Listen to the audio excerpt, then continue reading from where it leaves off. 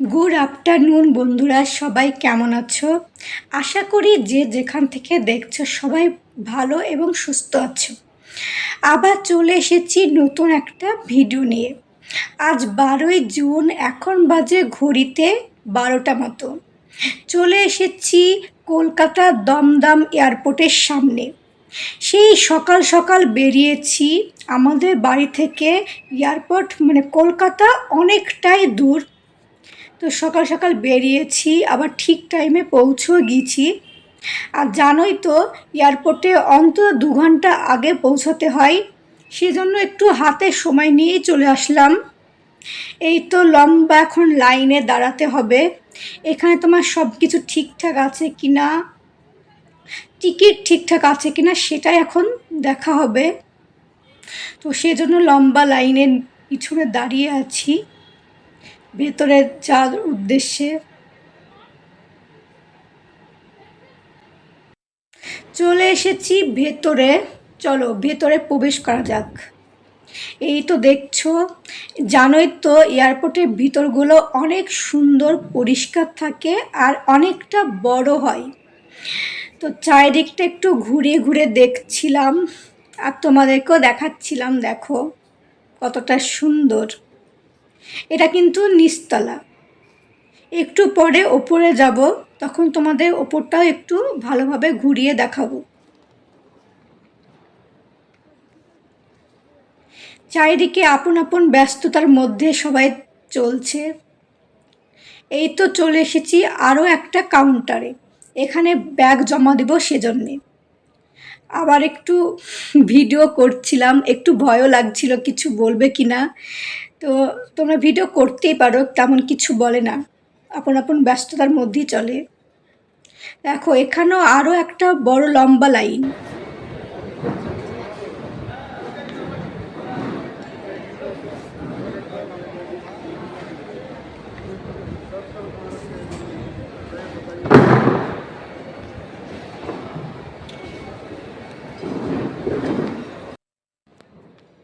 চলে এসেছি ওপরে।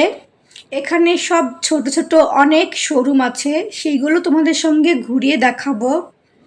অনেক ব্র্যান্ডেড জিনিসপাতি এখানে পাওয়া যায়, সেগুলো তোমাদেরকে দেখাবো।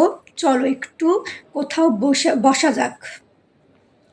আমাদের নাম্বার এখানেই দিয়েছে 25 নম্বর। তো আমরা এখানে একটু ওয়েট করব, একটু সময় কাটাবো। খুব একটা বেশি তাড়া নেই আমাদের, আমাদের হাতে অনেক সময় আছে, সেজন্য এখানটায় একটু রেস্ট করব। আপন আপন সবাই সবার মতো এখানে রেস্ট করছে। সবাই কিন্তু হায়দ্রাবাদেই যাবে। এখান থেকে দেখো বাইরেটা কত সুন্দরভাবে দেখা যাচ্ছে। এটাও অনেকটা এরিয়া নিয়ে। এই যে জাহাজও দেখতে পাচ্ছি, দেখো। তো এখানে বসে থাকতে থাকতে এমনি সময় চলে যায়, কিছু মনে হয় না। কেউ ঘুমিয়ে আছে, কেউ ফোন নিয়ে বিজি।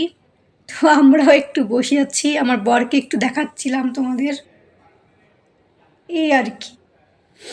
তো এখানে এমনি এমনি সময় চলে যায় চারিদিকে, এমনি এমনি।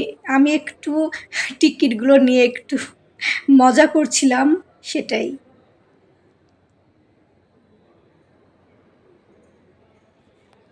চলো তোমাদেরকে একটু ভালোভাবে শোরুমগুলো ঘুরিয়ে ঘুরে দেখাই। দেখো ফার্স্টে এখানে কিন্তু বাচ্চাদের সব ব্যাগগুলো রাখা আছে, কত কালারিং, কত সুন্দর দেখতে। এখানে তোমার বার্গার, কফি সব কিছুই পাওয়া যায়। আর এখানে তোমার ড্রেস, ব্যাগ সব কিছু ব্র্যান্ডেড। দাম তো অনেকটাই বেশি, কিন্তু আমার মনে হয় এখানে একটু বেশি দাম হয়। এর চাইতে তুমি নিচে নিবে, অনেক বাইরে কিনবে, অনেক কম দামে পেয়ে যাবে। হ্যাঁ, কফি বার্গার এগুলো খাওয়াই যায়, বাদবাকি সব কিছুই কিন্তু অতিরিক্ত দাম। এখানে একটা চকলেটের কাউন্টার দেখতে পাচ্ছি, বিভিন্ন রকমের চকলেট, ব্যাগ। আর এই দেখো এই ডলগুলো কত সুন্দর লাগছে দেখতে, কত কিউট, তাই না? আর ডলের পরে না আমার একটু আলাদা রকমই আকর্ষণ আছে, সেজন্য একটু ভালোভাবে ঘুরিয়ে দেখছিলাম। আমার ভাগ্নিকে একটু ভিডিও কলে দেখাচ্ছিলাম যে কোনটা ভালো লাগছে, সেজন্যে। চারিদিকে সব কিছুই পাওয়া যায়, কিন্তু এখানে অতিরিক্ত বেশি দাম আমার মনে হয় না। বেশি দাম দিয়ে একই জিনিস যখন বাইরে কম দামে পাবে, এখানে কেনার কোনো মানেই হয় না। কিন্তু ভালো লাগে সব জিনিসপাতিগুলো দেখতে, তাই দেখছিলাম। এখানে অনেক রকম টেডি ছিল। এমনি এমনি তোমার টাইম চলে যাবে, 2 ঘন্টা যে কোন দিক দিয়ে তোমার চলে যাবে তুমি বুঝতেই পারবে না। এখানে সব রকমের ক্রিম প্রোডাক্ট আছে, সব কিছুই পাওয়া যায়, তুমি যা যা চাইবে সব কিছুই পাওয়া যায়। ওই তো বললাম একটু দাম বেশি, এই আর কি। এইসব দেখতে দেখতে আমার টাইমটা ওয়েস্ট হয়ে যায়, তো খুব একটা বোর হই না, ভালোই লাগে বসে থাকতে, এই আর কি। আমাদের টিকিটটা হঠাৎ করে নিচে চলে দিয়েছে নাম্বারটা, সেজন্য আমরা তাড়াহুড়া করে নিচে চলে আসলাম। এখানেও খুব বড় লম্বা লাইন, দেখতেই পাচ্ছ। চলো আবার এখানে লাইনে দাঁড়াই। এখানে অনেক বেশি লম্বা লাইন। এখন বাসে ওঠা যাক। চলে এসেছে আমাদের বাস, এই বাসে করেই এখন যেখানে জাহাজটা রাখা আছে ওখানেই যাব। দেখো অনেক ফাঁকা, কেউ খুব একটা বসে যায় না, কারণ একদম কাছে। তো সবাই দাঁড়িয়ে যায়, যার যেমন ভালো লাগে। আমি সিট পেলাম সেজন্য বসে পড়লাম। যাই হোক, সিট ফাঁকা আছে, কেউ কি আর দাঁড়িয়ে যায় বলো, সেজন্য বসে পড়লাম।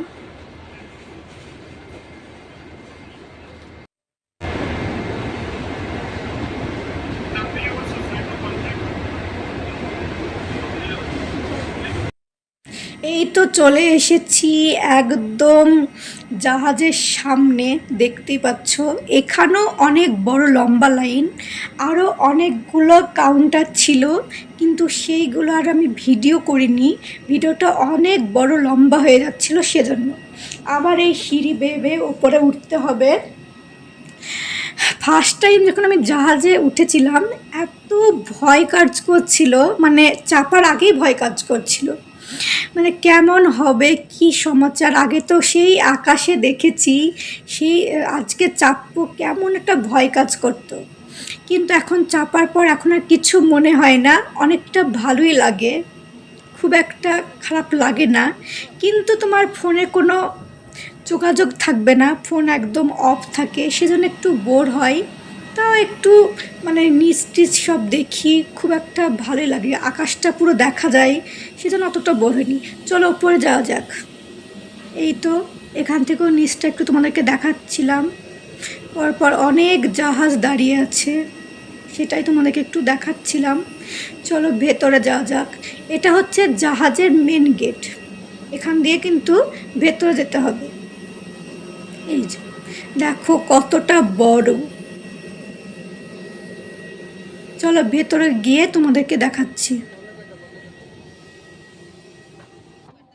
এই তো আমাদের সিট পেয়ে গিয়েছি, আমাদের একদম মাঝ বরাবর সিট। দেখো জাহাজের ভিতরটা দেখো কেমন হয় দেখতে, কতটা বাঁশের মতো বলো। আর এখানে তোমার যে ব্যাগগুলো, হ্যান্ড ব্যাগগুলো থাকে হাতে, সেগুলো কিন্তু রাখতে হয়।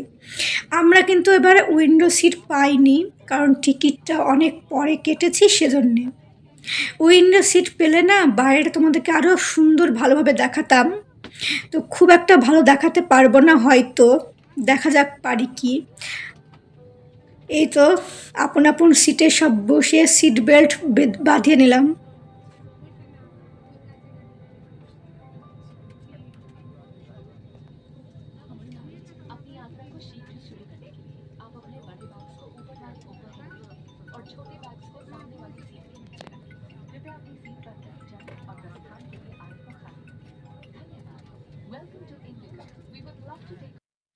এই দেখো দেখা যাচ্ছে আকাশটা কতটা সুন্দর। পাশে যে বসে আছে সে একটু ঘুমিয়ে গেছে, সেই জন্য আমি একটু অল্প করে তোমাদেরকে দেখানোর জন্য ভিডিও বানিয়ে নিলাম। দেখো কতটা সুন্দর আকাশটা, আকাশটা দেখে মনে হয় না চারিদিকে একদম তুলো ছিটিয়ে আছে, এত সুন্দর লাগে দেখতে। নিজের চোখে না দেখলে বিশ্বাসই করবে না, এতটা সুন্দর দেখতে।